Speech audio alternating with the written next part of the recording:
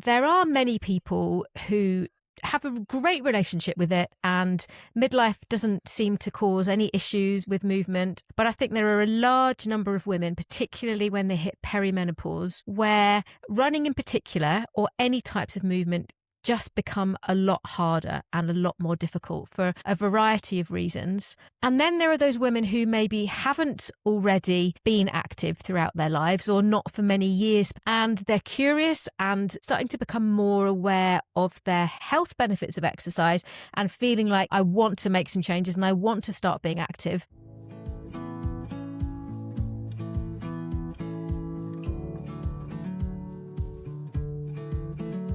Welcome to the Choice Space podcast. I'm Dr Lee David, GP, CBT therapist and author. In midlife, many women start to think differently about physical activity. Some are trying to hold on to previous routines. Some may notice movement feels harder than before, and others are wondering where to begin. It's not always clear how menopause may affect energy, recovery, strength or motivation, or what kinds of movement are most helpful during this stage of life. Today's conversation will explore how our relationship with movement may change during the midlife and how to approach it in a way that feels realistic and supportive. I'm delighted to be joined today by Dr Juliet McGrattan, former GP, runner and author of the new book, The Runner's Guide to Menopause. Juliet, welcome. Could you start by telling us a little bit about yourself and what drew you into this area of work? Hi, Lee. Yes, thank you so much for inviting me on.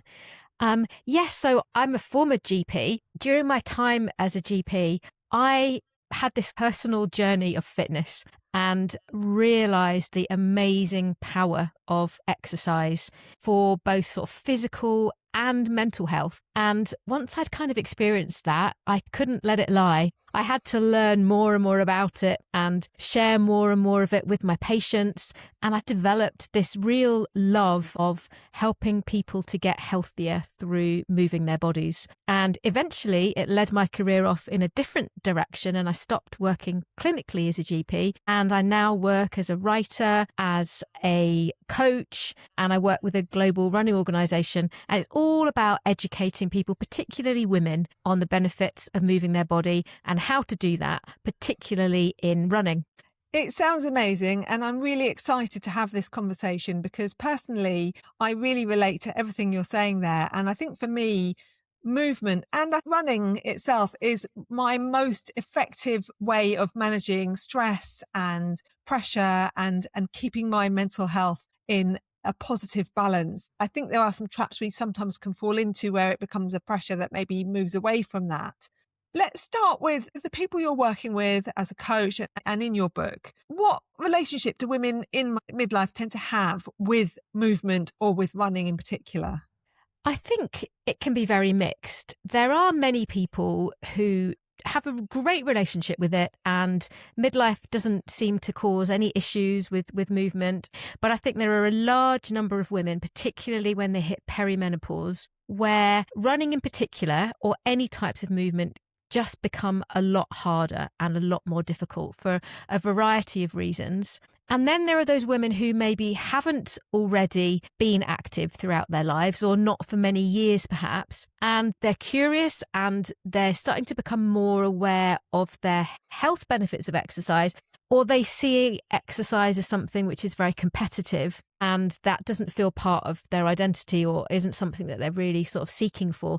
So I think there's a whole mixed bag, and in midlife it almost comes to a head of, is this something that's going to be part of my life going forwards? How can I introduce it and how can I find a way to make it work for me? So it sounds like there may be some women who would approach midlife quite active, but maybe then the menopause starts to make exercise more difficult and it may increase pain, or it may lead to vasovagal symptoms like hot flushes that can be triggered by heat, for example. And so suddenly it's no longer something that's as accessible or as easy to do as before.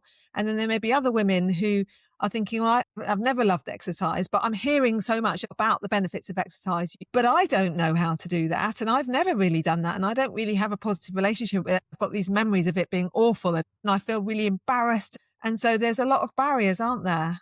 There are huge numbers of barriers, and many of them are women specific and affect women in different ways to how they affect men. And it's hard at any point to start making the habit of exercise. It's always difficult. It involves creating a new behavior, overcoming barriers. But when you get to midlife and you hit perimenopause, and menopause and even post-menopause, there just seem to be even more barriers. So I think this is why it's such an important time to be getting some information out there about what the barriers are and how women can begin to overcome them.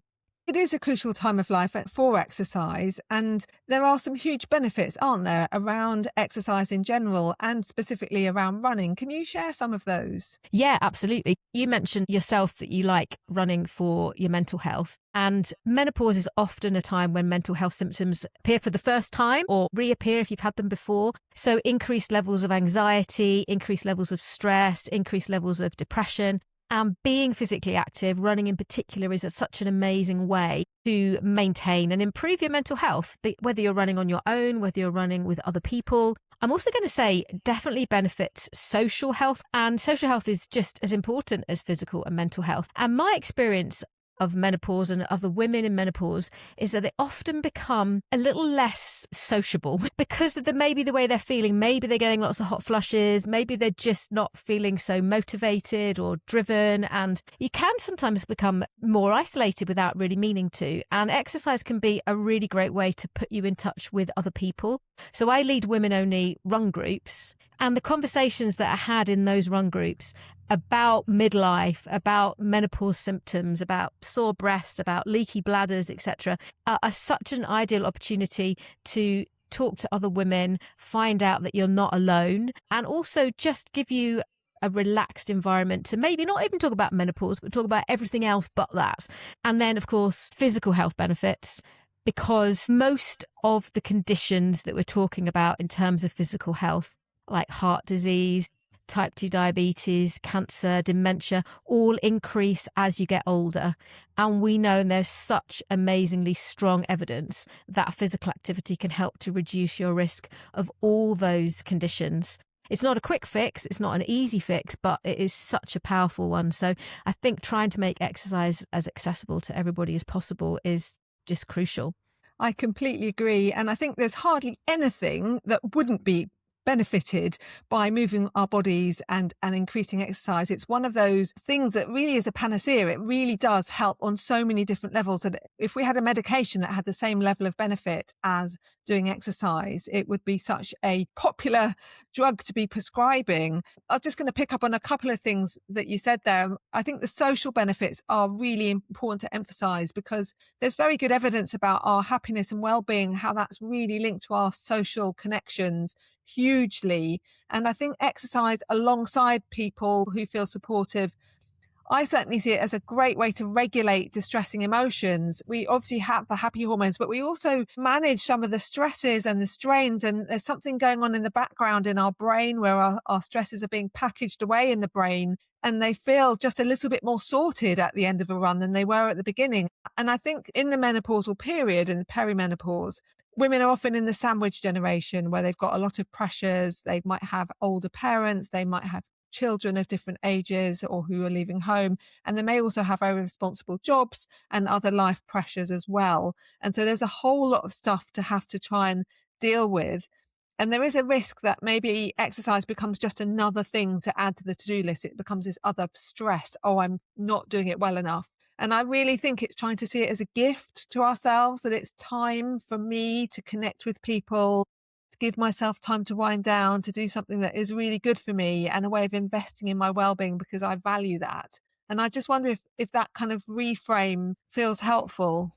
I think when it comes to running, you might get people who would say running is not a gift because it's actually quite hard to do, because it can feel really unpleasant. As someone said to me the other day, you never really see a smiling runner. Whenever you pass them, they're always looking like they're in pain. So I think when it comes to running, it's really important to know that actually there are so many different ways to run, and you don't have to run fast. You can run really, really slowly. so that you're comfortable, that you can chat, and that makes running so much more of a pleasant experience. I think that especially if people are doing it for the first time, that, you know, you put your trainers on and you think you have to have a good speed to be a runner. So I think there definitely needs to be a bit of a reframe when it comes to running for many people to see it as a gift. But it's the benefits that you get afterwards that make it worthwhile putting yourself through any sort of discomfort that you might experience when you first start running. It's very easy for exercise to become a pressure, especially if you start putting too much pressure on yourself in terms of the distances or the paces or wanting to enter events and things like that. And I think, you know, running does not have to be like that. It can literally be 20 minutes at a snail's pace outside in nature, feeling good. And I think that's often where we lose people when they try it for the first time and it feels horrible. And you need to do it more often and much more slowly to really fall in love with it. Do you think people do struggle with pacing at the beginning and not realising how slowly it is actually possible to run? I run in a very social way, and our motto is, if we can't chat as we're going, then we're going too fast. And I know that that wouldn't work for everybody, because some people really enjoy setting goals and aiming for speed. But for people perhaps who are less confident around running, or perhaps are not in the phase of life where they need a lot of goals, you know, sometimes we want to push ourselves, but sometimes we just want to ease off and let ourselves off the hook a little bit with that pressure and make something more enjoyable to do. What are the ways to make running something that makes me feel good? Yes, afterwards, but actually even a little bit while I'm doing it. Yeah, I mean, I think that's the most amazing thing about running, is that it can be whatever you need it to be. If you need a challenge, if you need a goal, you can set that and you can get the benefits from running that way. If you don't want that and you just want time outside, then it can be that too. And I think it's thinking about what you need on that particular day at that particular moment. And I think in menopause particularly, you never really know how you're going to feel day to day. So it's ideal to have something which is flexible, where you can push yourself a little bit on the days when you feel good, or you can just take it right back on the days that you don't. And I think if you're new to running and you're wanting to sort of get into the habit of it, then running with other people is a great way to do it.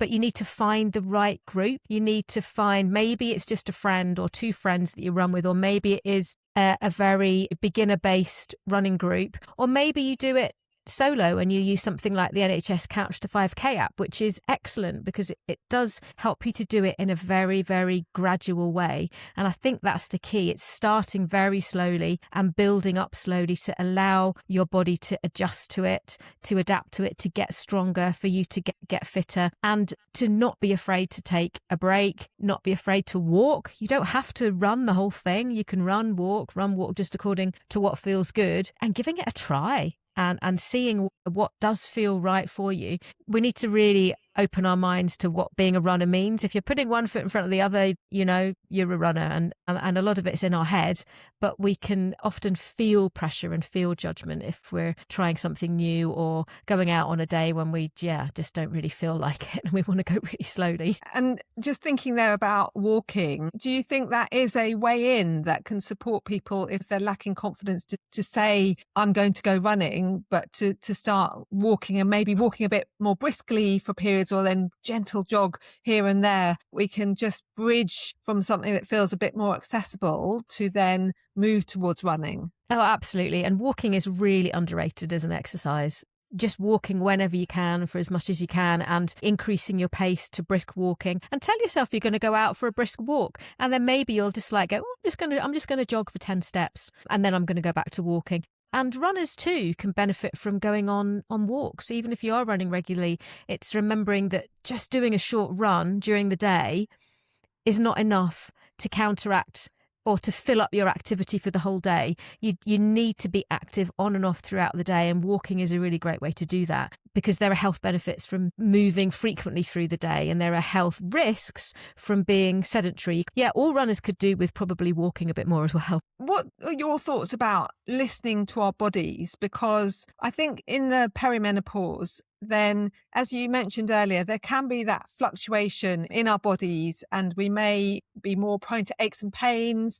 I know certainly and so it can be frustrating, because you think, I was just getting good and I was just getting up to that distance, and what do I do now? And I'm just wondering how you feel it's helpful to respond to changing bodies Yeah, it's a tricky one because it's a balance between working out, is the exercise going to do me good and maybe reduce the aches and pains I've got, or is it going to make them worse? And sometimes it takes a bit of effort to do exercise. So I sometimes have to say, am I just making an excuse because I don't really want to go? Or is there genuinely a need for me to rest and recover? And it can take a lot of trial and error, and it can take you getting it wrong a few times. And sometimes you don't really know until you try. For example, you're exactly right in menopause. The day to day, you never quite know how you're going to feel. And there are some women who say, do you know what? If I listened to my body, I would never do any exercise because it's always feeling as stiff as a board and really achy and uncomfortable. But they go out and they start with a gentle walk, and then maybe they do a little bit of jogging, and then they feel better for it. So I think sometimes it is tricky. If in doubt, just go for a little bit of a walk and see how you feel, because we know that being active really will bring you lots of benefits. And when it comes to muscle aches and pains, you've heard the phrase probably motion is lotion, but being sedentary and doing nothing is generally far worse than just moving gently. The other thing that I would say is that sometimes you need a bit more recovery than you've had before. So if you're comparing what you used to do in the past to how you feel now, it might be that you need to bring things down a notch. It might be that you used to be active for 5 days of the week and actually it's taking you longer to recover, particularly if you're going for a long run or something, and you might need an extra day. And it's often kind of feeling your way along thinking, I'm not sure, what do I actually really need? And sometimes you don't know till you try. For the majority of sort of recreational runners, especially if you're new to it, you need at least 1, if not 2, maybe 3 days a week when you're not running. And I think when it comes to menopause, actually some women find that is the key, that they need to maybe change what they have been doing, sometimes even cut back a run a week and switch it out for something different, preferably some strength work. So I tend to try and look at what you've done over the course of a week or a month, rather than specifically thinking, got to do this today, got to do this tomorrow, and if you can be regularly active over the course of the week or over the course of a month, then that is much better. We'll definitely think about other activities that support running. Let's just think a little bit more about what a rest day is. So if I'm having a rest day, what would you be recommending that I do on that rest day? Are we talking about sitting on the sofa? Are we talking about going for a bit of a walk? So what I heard was 1 to 3 days a week of rest. And what does rest look like? It varies according to your fitness levels. So if you are used to high intensity exercise and you tend to recover more quickly, the fitter that you get as well. So generally for a rest day, it doesn't mean doing nothing, because we know that being completely sedentary is not good for us. So you can use active recovery where, again, you can go for a walk. You can do light walking. But I think having sort of some run-free days is good. Whether you do something more intense, look like cross-training on those days, I think you do still definitely need 1 to 3 days when you're not doing high intensity exercise. I try and be evidence-based when I can, but this is from sort of the experience of working with lots of people and seeing that in order to be consistent and to have long-term habits, do need to have plenty of recovery. Yeah, that's really interesting. And it fits with having a balance then of movement as a pattern over a week, a month, rather than I've got this goal that I have to get done today.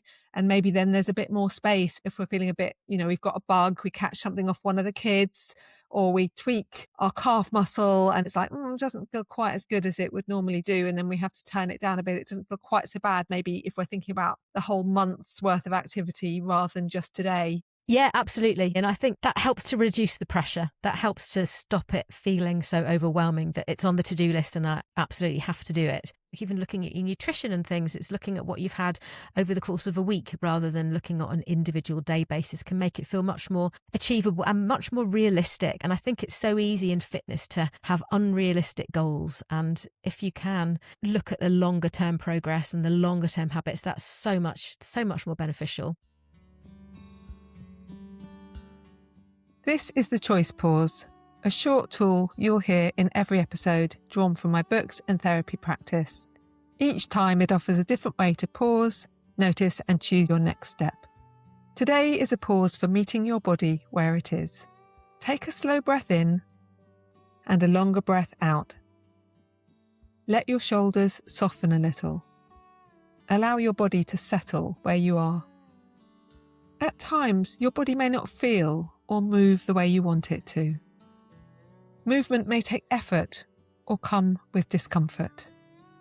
You might notice when you're deciding to do some activity or when you're thinking about what feels possible today, there may be a sense of frustration, sadness, or self-blame.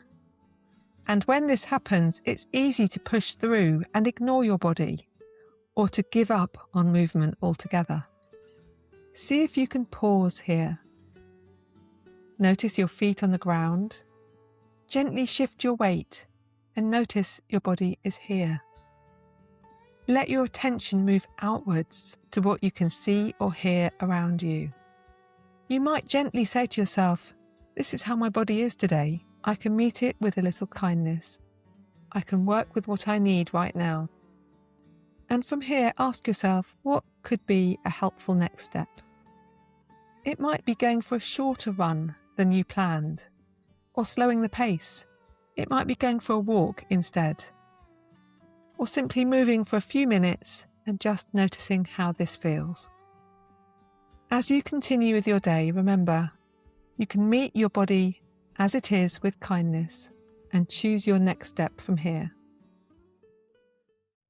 Do you think it's important for people to pause and actually just appreciate and maybe congratulate ourselves for the small wins? Because certainly some people I've worked with are quite critical, and so they might achieve something, they go out for a run, but then somehow it never quite feels like as much as they would have liked to do. It wasn't quite as far as they could have gone, or perhaps they did a fast one last week and then this week it wasn't quite as fast, so it feels like, oh, I'm on the downhill again. And I just wonder if there's something about trying to celebrate in small ways what we are doing. Absolutely. The celebration of goals is so important. And I think it's so easy to focus on the negatives, isn't it? It's like if you've been in an exam or an interview, you come out and you remember all the questions that you didn't answer well and you forget all the ones that you did. So if you are somebody that needs that sort of encouragement and tends to look on the negative, then even writing down the positives, the things that went well during that day or during that exercise, and focusing on those. And I think it's important to remember too that fitness doesn't improve in a linear fashion. It doesn't just improve. It can be demoralizing if you go out and expect to be better every time. And I think that's a trap that new runners often fall into. They just think every week, every day, every time I go out and do a run, I need to go a bit further or I need to go a bit faster. And that's not going to happen, especially when you're not an elite athlete and you have other stresses in daily life that use your energy, physical energy, use your mental energy, and those all impact on how well you can perform in running. Thinking about motivation, if you think about people perhaps that you've coached or worked with, we've talked about some of the benefits and we can list all these health benefits, but what do you think it is that helps people to find that relationship where they do want to keep running? I'd say in midlife, I definitely find that women who are in perimenopause who come for me for advice are wanting to improve their health, and they've got to a point in life where they can see the future and they want to have a better future and remain independent and able to look after themselves and those people around them. That certainly is one for me. I'm very highly motivated by the fact I want to be active and independent for many, many years. Often it's knowing how good you're going to feel afterwards and how proud you'll be of yourself and how it will influence the rest of the day to make you feel more positive. And then also finding other things such as communities, knowing that somebody else is expecting to meet you there and having some sort of accountability and working towards a goal that's really, really important to you. Having a goal that's really personal. It's all about the why, isn't it? I mean, lots of behaviour change is about finding the why and what it really means to you. So using all of those sort of motivational tricks. But I think the people that are doing it really long term regularly are generally doing it because it's become a habit and they don't have to find those little grains of motivation to get them out the door. They do it because that's what they do on a Friday or that's what they do on a Monday. And that only comes through doing things repeatedly and building up that habit. And it becomes more of a sort of a discipline than waiting for motivation to strike, which, to be quite honest, doesn't happen very much. You know, if I relied on my pure motivation to go running, I don't think I would be out there very much. But knowing that on a Friday it's running club, on a Saturday I'll do this, on a Tuesday I run with this friend, it becomes a habit. Yes, so it sounds like it's about finding a routine that's really workable in whatever pattern of life you're in, and where would running work best. And I think running is a very efficient time user for exercise, because you can be out of the door and back home and in the shower in a much quicker time sometimes than going to the gym. Maybe you've got to drive to the gym and then go in and log in, and it all takes a lot longer. So, but it does take that extra bit of motivation, as you say. And I really like the idea of creating a routine that just works. That yes, on a Friday I go in the morning, I will get up at this time and I'll meet my friend and we'll just do half an hour and we'll chat all the way. And I also really like the idea about tapping into what your own personal motivation is. So what would be the one or two most important reasons for you to think about changing your relationship, increasing physical activity, maybe moving more, maybe thinking about running? And I'm like you. I'm very motivated by the idea of being active when I'm older and able to stay physically well for as long as possible and be independent. And I kind of imagine that a run now could be a walk when I'm in my 80s or 90s. I have this sort of picture of 80-year-old Juliet. She's got her pom-poms and she's my best cheerleader. So if I'm ever lacking motivation, I just sort of have a quick chat with her, and she pushes me out of the door so well, because she's like, come on, just go and do a little bit. I'm really proud of you. Look at me now. I'm living this great life because you did these things at that point in time. And so that motivates me. Everyone's got to find the thing that drives them on. I love the idea of 80-year-old Juliet. And I think if you asked her, what do you care about in life? What would you like life to have looked like up until this point? Then she would have a very different perspective. That older version of ourselves will have that really long-term wise view about what really matters. So it becomes then very much about our values and who we want to be, rather than based on, oh, this is the target I need to live up to, this is another stress. It makes it feel much more personally meaningful, I think. Definitely. And I think sometimes physical activity and running can get very caught up in body image. And, you know, you do it because you want to lose weight, or you do it because you want to look a specific way. I think we need to really disassociate those two things, because exercise is so much more than that. It is so much more about how you feel rather than how you look. And also, as you say, setting you up for a healthy future. And it's very much not about earning your food. And I feel really passionately that we shouldn't be saying, oh, well, I've done that, so now I deserve to have this piece of cake. And that is a really quick way to develop an unhealthy relationship with exercise and with running, is to focus it around how many calories that you're burning. I feel really quite strongly about that. Yeah, I completely agree. And it becomes about kind of shame-based activity then. I don't want to look this way, so therefore I have to go running. And that kills all the joy if we're feeling ashamed about our body and we're feeling worried about how we look and we're judging ourselves negatively. It doesn't have that uplifting feeling, because our threat system is activated because of all those negative beliefs that we're holding about ourselves, that we're taking running with us. It's all about this towards step where it's, I go running because I value my health, I value my social relationships with the people I run with, I value my future version of me, and I want to look after her, and I want to make sure that she's really strong. And I might imagine, Grandma Lee playing with her grandkids, for example, and being fit enough to be able to do that and still be able to go to the park and be part of the family life, and not that shame-based negativity, which I think it weaves its way into so many things that we do. It's so important to try and take a breath, regulate our distress, and then let go of that as a motivator. Yeah, absolutely. It's so ingrained and it's so entrenched in that world. It's hard to break free from that. But I think midlife is an opportunity for us to really just take a step back and take that breath, like you say, and reassess what exercise means to us, how it can be helpful to us, what type of exercise is going to work for us, what we really need physically, mentally, socially. And menopause is often talked about very negatively, obviously because of the barriers and the symptoms that can occur, but it can be a gift, and it can be an opportunity to just, do a little MOT and have a rethink and a reassess and do things differently, which is wonderful. And you mentioned there around some of the other types of activity, and we touched on that previously. Could you talk to us a little bit about patterns of movement that are most supportive in the menopausal period? And what types of activity do you feel are most important for women in the perimenopausal period and beyond? So the Chief Medical Officer's guidelines are that you should do 150 minutes a week of activity of moderate intensity when you feel a bit out of breath, and that you should do strength training on at least 2 occasions a week as well. But I think it's important that you're trying to aim towards reaching those. So you want the moderate intensity exercise where you feel a little bit out of breath, which could be very brisk walking, but running is great because it really hits the spot and even pushes you into the intense exercise, which you only need half as much, 75 minutes. So you need that cardiovascular aerobic type exercise, but really importantly, you need to address your muscle mass and your muscle strength, because we know that everybody starts losing a little bit of muscle mass from mid-30s, but once you get to midlife, that accelerates and you can lose a significant amount. And if you do nothing, then you are at very high risk of developing sarcopenia, which is a low muscle mass, which increases your frailty level. Now, for a while, everybody thought that menopause directly reduced your muscle mass, but the evidence now is more pointing to it being much more of an age-related change than necessarily a purely hormonal one.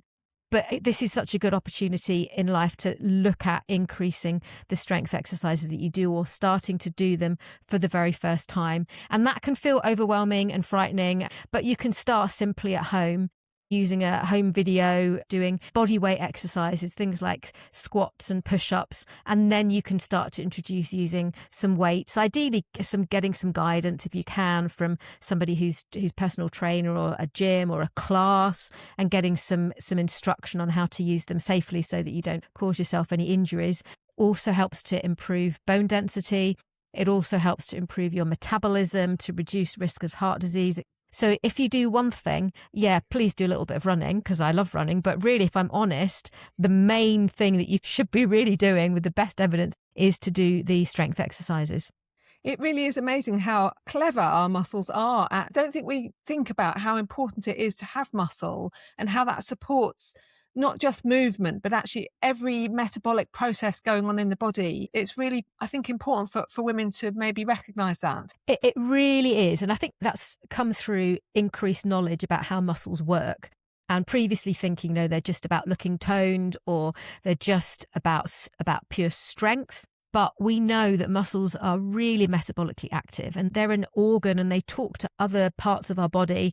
And we know that all those diseases that we talked about before, like heart disease, dementia, types of cancer, strokes, etc., are partly caused, or at least sort of sped up, accelerated by this low-grade inflammation going on in the body.